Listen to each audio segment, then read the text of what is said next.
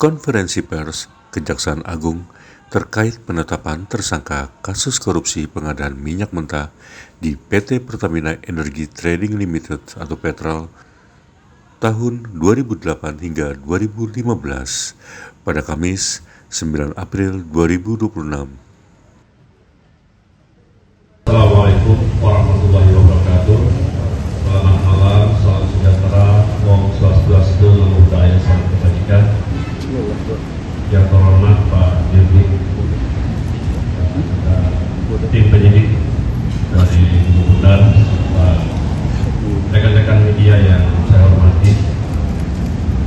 Pada kesempatan malam ini ingin kami sampaikan bahwa sebagaimana kita ketahui bahwa tim penyidik Kejaksaan Agung pada bulan Oktober 2025 telah menaikkan perkara Petrol ke penyidikan, bahwa dalam perkembangannya tim penyidik telah melakukan serangkaian tindakan penyidikan yang dilakukan secara mendalam, profesional, akuntabel, dengan tetap menjunjung prinsip kehati-hatian dan asas praduga tak bersalah. Dan dari pengumpulan alat-alat bukti yang ada, baik itu keterangan para saksi, alat bukti baik dokumen dan elektronik, serta ahli, maka pada malam ini tanggal 9 April 2026 telah menetapkan 7 tersangka. Bagaimana posisi perkaranya seperti apa, di depan kita sudah ada Pak Dirdik. Waktu dan tempat kami silakan. Terima kasih. Jadi pada hari ini kami tanggal 9 April 2026, tim penyidik dari Kejaksaan Agung dan Kejaksaan Khusus telah menetapkan 7 orang tersangka dalam perkara dugaan pengadaan minyak mentah dan produk kilang pada Petrol tahun 2008 sampai dengan tahun 2015. Sedangkan kasus yang disaksikan adalah sebagai bahwa pada periode 2008 sampai dengan tahun 2015 itu terdapat pengadaan minyak mentah dan produk kilang, dan tim penyidik menemukan fakta perbuatan terdapat kebocoran informasi rahasia internal tes atau petrol services terkait mengenai kebutuhan minyak mentah dan gasolin serta informasi lainnya yang dilakukan oleh salah satu tersangka. Kemudian salah satu tersangka lainnya yaitu saudara FRC sebagai BO dari beberapa perusahaan bersama dengan tersangka IRW melalui beberapa perusahaan miliknya atau perusahaan-perusahaan terafiliasi dengannya telah mempengaruhi proses pengadaan atau tender minyak mentah, produk kilang dan pengangkutan. Jadi pada intinya saudara FRC melalui saudara IRW melakukan komunikasi dengan pejabat pengadaan baik di Petrol maupun di Pertamina, antara lain dengan saudara tersangka BBC, saudara IRW, saudara NLY, dan saudara ZK. Komunikasi tersebut baik berupa pengkondisian tender, informasi nilai PBS, sehingga ada paham atau imbalan harga karena pengadaan itu dari tidak kompetitif. Bahwa untuk mengakomodir kepentingan saudara FRC dan saudara IRW, pada bulan Juni tahun 2012, saudara BPD, saudara AGS dan NRT serta NRI mengeluarkan pedoman yang bertentangan dengan Perintah Rapat Direksi PT Pertamina. Setelah tender dilakukan sedemikian rupa, kemudian tes yang dibantu oleh perusahaan BIN melakukan perancangan FOU terkait masukan produk kilang untuk tahun 2012 sampai tahun 2014. Proses tender untuk pengadaan minyak mentah dan produk yang tersebut menyebabkan rantai pasokan yang lebih panjang dan harga yang lebih tinggi, terutama untuk produk gasolin 88 atau premium 88 dan gasolin 92, sehingga menimbulkan kerugian bagi PT Pertamina. Bahwa dalam perkara ini, tim penyidik telah menetapkan 7 orang tersangka sebagai berikut. Yang pertama, saudara BBG, menjabat selaku manajer niaga Direktorat Pemasaran dan Niaga di PT Pertamina. Kemudian saudara FGS, yang menjabat selaku Head of Trading Pertamina Energy Services atau PES tahun 2012 sampai 2014. Saudara FLG, menjabat selaku Senior Trader Petrol tahun 2009 sampai tahun 2015. Kemudian saudara FFD, kemudian saudara TFK yang menjabat selaku VP dan TFK menjabat selaku VP ISC atau PT Pertamina. Kemudian saudara MFC, yaitu BO dari beberapa perusahaan yang mengikuti tender tersebut, dan saudara IRB atau direktur dari perusahaan-perusahaan milik MRC, bahwa para tersangka telah melanggar pasal 63 dan 3 pasal 3 Undang-Undang Pemberantasan Tindak Pidana Korupsi, bahwa terhadap 5 tersangka dilakukan penahanan berhutang selama 20 hari ke depan. Sedangkan untuk salah satu tersangka atas nama BBG, berdasarkan hasil pemeriksaan kesehatan, maka terhadap yang bersangkutan dilakukan penahanan total. Kemudian terhadap salah satu tersangka yaitu MRC, ini memang sudah menjadi DPO bagi kejaksaan. Sedangkan untuk besarnya kerugian keuangan negara saat ini sudah kami lakukan perhitungan bersama dengan rekan BPKP. Dan saya bisa sampaikan terima kasih diberikan kepada Bapak Presiden. Baik, dan perlu kami tegaskan bahwa entitas Petrol ini sekitar bulan Mei 2015 telah dibubarkan, sehingga peristiwa yang menjadi objek proses hukum ini tidak terkait dengan korporasi yang saat ini. Dan pada saat penetapan tersangka, dari 7 tersangka sudah tidak menjabat dalam korporasi saat ini. Silakan apabila ada pertanyaan, kami silakan untuk rekan media, silakan. Kami batasi ya terkait kasus ini.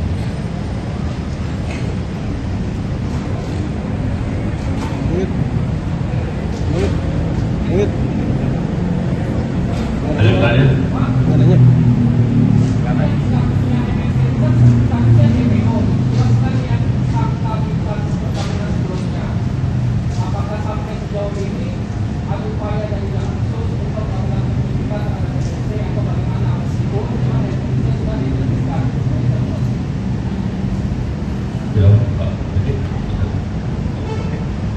Jadi kalau Dari Republik ya?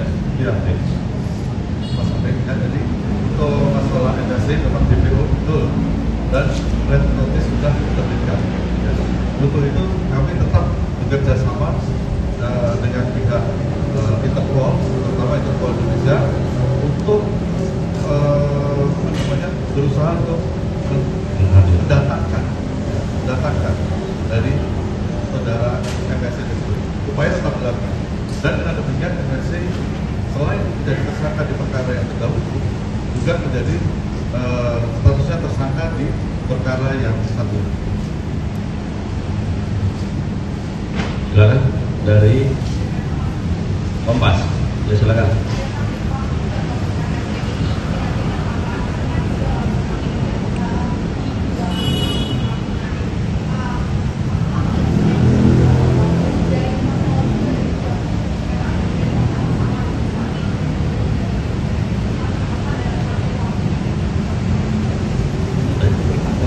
target waktu? Untuk target waktu pasti kita mengusahakan yang secepat mungkin.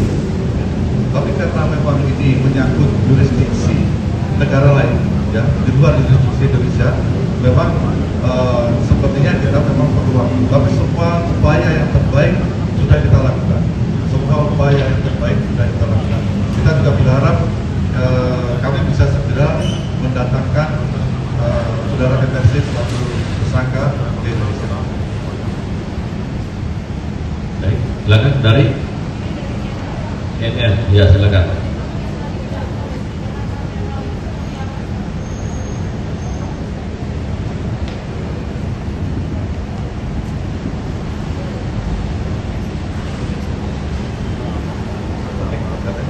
Jadi modusnya saya ulangi lagi.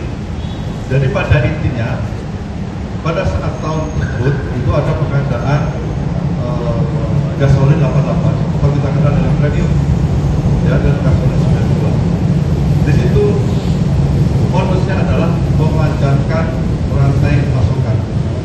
Itu yang pertama. Kemudian yang kedua, untuk memanjangkan rantai pasokan itu sehingga menyebabkan kemahalan harga, sehingga Pertamina atau negara Indonesia rugi. Kemudian yang kedua, ada pengkondisian tender sehingga jatuh kepada perusahaan-perusahaan milik atau BO-nya dari tersangka MRC Group. Peristiwanya kan di 2015 ya, perusahaannya sudah bubar. Nah, sekarang dari BPK sendiri ada perkiraan atau dari Kejaksaan sendiri ada perkiraan kerugian negara kalau dihitung dari tahun 2015 dengan currency sekarang atau dengan nilai ekonomi sekarang. Nanti akan kita sampaikan. Karena sekarang kita lagi menghitung, karena ini secara detail kita nanti akan sampaikan berapa kerugian keuangan negara atau yang di CQ dalam artian dalam bentuk Pertamina. Nanti akan kita sampaikan. Sudah proses perhitungan.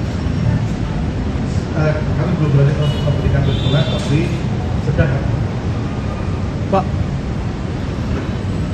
Mana nih dulu? Nah, silakan, itu dulu ya. Pak, ini kan terkait Dari mana? oh ya, Fahmi Pak dari tribunnews.com Pak. Libur ya. Pak, ini kan terkait perhitungan kerugian keuangan negara Pak, kan sebelumnya ada putusan MK yang menyatakan bahwa hanya BPK nih Pak yang berwenang, hanya BPK sebagai lembaga yang berwenang untuk menghitung kerugian negara nih Pak. Nah, ini nantinya lembaga yang di gandeng ini siapa ya Pak? Apakah tetap akan BPKP atau mengikuti putusan MK yang menunjuk BPK yang berwenang begitu Pak untuk menghitung kerugian negara Pak? Itu aja Pak. Kalau untuk saat ini, untuk perkara ini kami menggunakan atau bekerjasama dengan BPKP. Kalau untuk urusan MK itu nanti akan kita sampaikan mungkin sendiri ya, kami punya kajian sendiri sehingga untuk pada saat ini kami masih menggunakan BPKP untuk melakukan kerugian keuangan. Oke, silakan. Dari mana? Malam Pak, saya dari Antara mau tanya. Jadi berapa perusahaan yang terafiliasi oleh MRC dalam kasus ini Pak? Apakah perusahaannya sama dengan yang kemarin seperti itu Pak? Lalu apakah sudah ada upaya penggeledahan dalam kasus ini? Terima kasih. Kalau perusahaannya ada beberapa. Kalau nggak salah ini sekitar 3 atau 4 perusahaan. Ya. Apakah sama dengan kemarin Pak? Sama dengan yang mana? Kasus yang sebelumnya yang masih jadi tersangka itu? Beda. Berbeda. Ya. Penggeledahan sudah dilakukan pada tahun lalu, ya pada tahun lalu. Untuk malam ini penggeledahan dilakukan di tempat tinggal masing-masing tersangka. Oh, apa saja Pak yang disita dari Sudah penggeledahan? berlangsung. Oh, sudah berlangsung. Ya, terima kasih Pak. Oke, cukup ya. Sudah.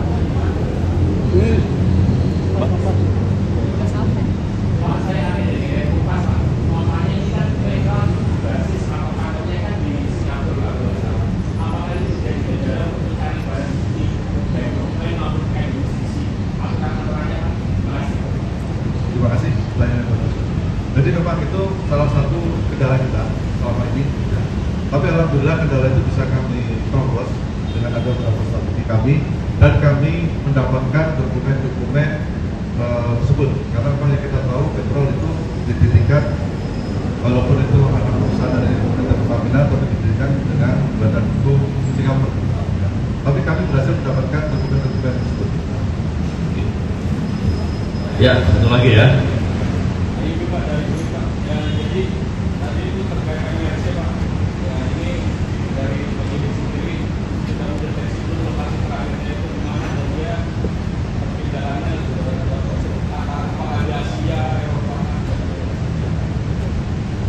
Yang jelas pertama, yang bersangkutan di luar Indonesia.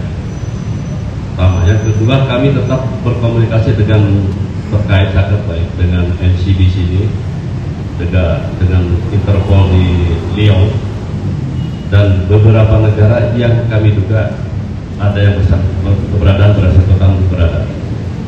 Ya, itu ya. Cukup ya. Baik.